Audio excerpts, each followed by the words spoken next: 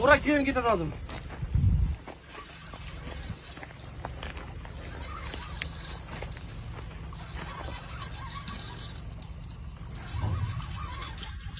Var bir et? Git doktor bile yengler kaldı bu. Yaman dükülüp toza bakalım. Yetti mi? Yatırgan da tamam.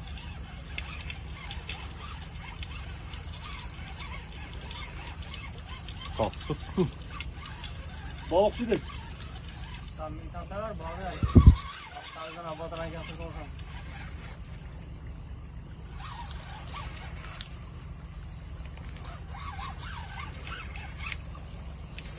Ne? Tümörlükte opaslı test çıkardın onu da öyle bile.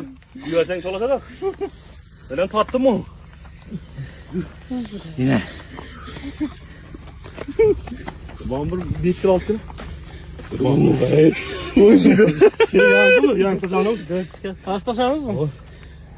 Var atalı buradaki. Senin bayağı eklemenin. Kadokun var mı? Yok bende onlar. Ne yapalım? Ne de var? Biz zaten Palatça kurgan yerimizde gök sadok var. Hele İbu Bece'de bu. Bomandı görerdik. Şu an kopma cadı dattı. Mazlık o. İpek mi? İpek ne?